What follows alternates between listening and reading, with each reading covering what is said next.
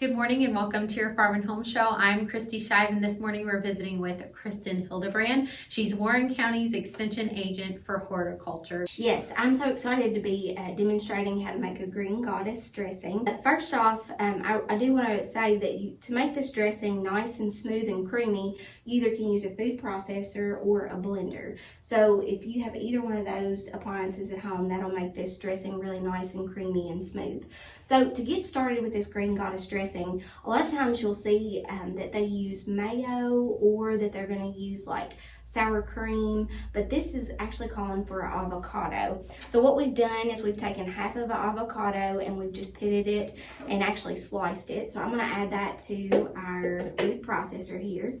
And then I've added a garlic clove. I've actually added a little bit more because I love garlic. Also, we've got 2 scallions that we've, trimmed off the ends and then just lightly chopped it up with the white and green parts attached.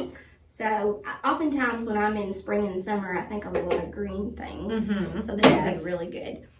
Next, Kristi, we've got 2 tablespoons of white vinegar. If you don't have the white vinegar at home, you can always use lemon juice. Okay. So just kind of know that as a substitution. And then we've also got Greek yogurt. So we've got 1/4 cup of Greek yogurt. And that's really where the nice protein comes into play with our recipe. I love Greek yogurt. Some great protein and some added creaminess along with that avocado. Kristin, you can really smell all of the flavors Coming together already. Yes. So I'm just going to pop this on and slide it into place. And then we're going to just nicely get this in there. So after we've done that where it's nice and smooth, Kristi, we're going to add the parsley here, and we're calling for 1/4 cup. So I'm going to put it in through the top here, make sure it gets in there. And then we're also going to add some tarragon. So it calls for usually about 1 tablespoon. I didn't have tarragon because we're a little bit earlier here before we had it. So I'm just going to add in some celery leaves. Okay. So that's just kind of my substitution secret. So let me put this back on and we'll just get this until it's nice and smooth. Now that we've added in our celery leaves and also the parsley, next comes our olive oil. So I'm just going to slowly drizzle this into the top, Kristi. So this is 1/4 cup of olive oil that we're going to add into our processor. Make sure we get all of that.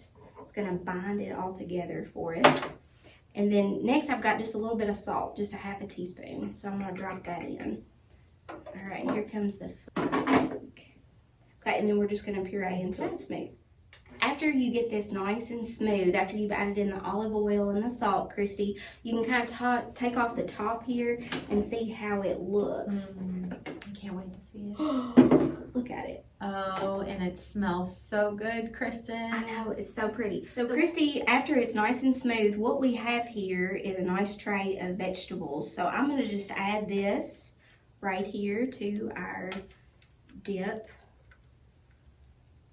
Oh, Kristin. And if you think about it, with the parsley and the celery that we added there, that's going to give you some good nutrition for your body. It's also got some antioxidants, especially with the herb that we added in with the parsley. But that's really an easy way for you to pick up the flavor, especially not only just with like raw vegetables like we have here. We just have a different variety of vegetables. But this also works really good over salad. It works great as basically on a sandwich, kind of like as your condiment. Okay. So if you're wanting another way to use green goddess dressing at home, you can do it that way. But just see how simple and easy. Now, I will say that this particular recipe, you can use it right away, or you can store it in your refrigerator for up to 3 to 4 days.